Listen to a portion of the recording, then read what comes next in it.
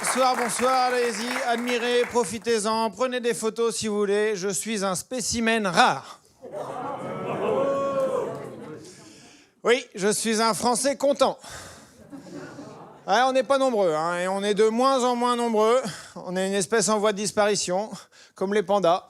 Ça me fait 2 points communs avec les pandas, c'est que je suis une espèce en voie de disparition et il faut m'encourager pour que j'arrive à bander. Non, je ne vais pas développer cette information. Non, les Français, je ne comprends pas pourquoi on n'arrive pas à être heureux. Il y a Sylvain Tesson qui dit « La France est un paradis peuplé de gens qui se croient en enfer ». Et je suis d'accord avec lui, putain, on a la chance d'être en France, non?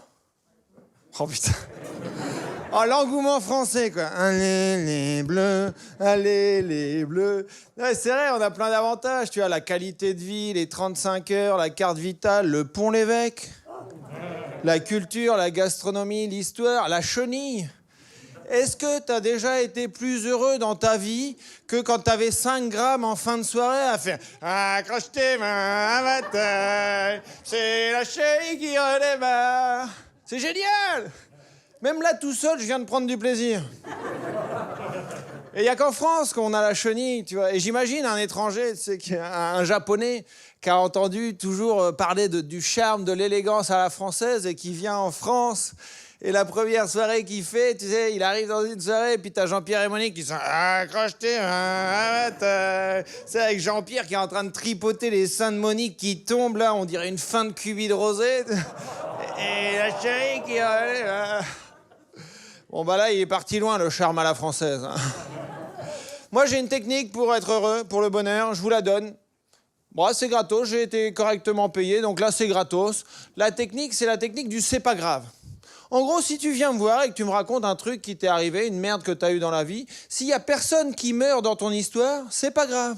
C'est, t'as loupé ton train, mais c'est pas grave, t'es allé au Havre.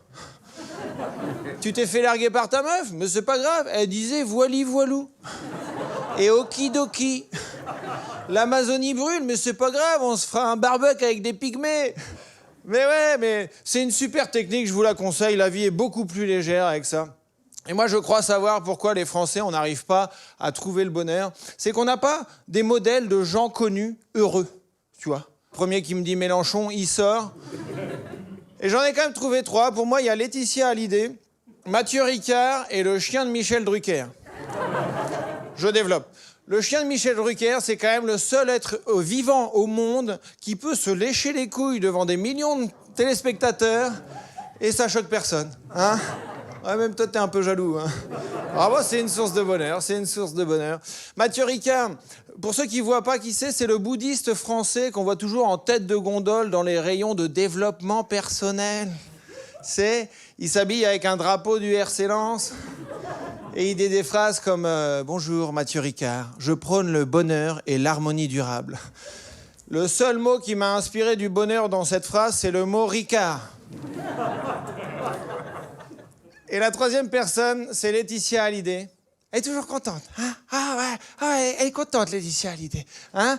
La statue en hommage à Johnny, elle est magnifique. Non, elle n'est pas magnifique.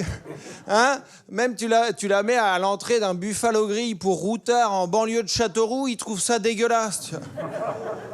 Mais elle a une technique pour être heureuse, Laetitia Hallyday. C'est pas la technique du c'est pas grave, c'est qu'elle a des rêves accessibles. Ouais. Nous, on se fixe toujours des rêves un peu durs à atteindre et c'est pour ça qu'on est un peu frustré.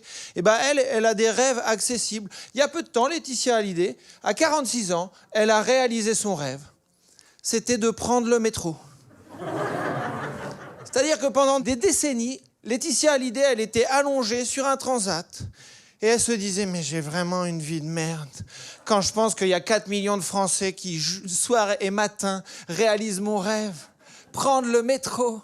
Et là, elle a réalisé son rêve, donc elle a pris le métro, elle a slalomé entre les odeurs de pipi et de vomi. Ça lui rappelait Johnny.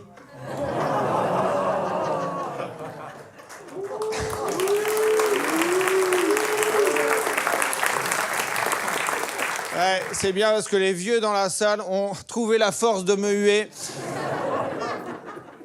Et donc elle a réalisé son rêve pour 1,90 €. Comme quoi l'argent ne fait pas le bonheur. Je pense que quand je vois Laetitia Hallyday, l'argent ne fait pas le bonheur, mais sa recette du bonheur, c'est d'être con, en fait. Et moi, j'ai été très heureux. Merci de m'avoir écouté. C'était Tristan Riquet.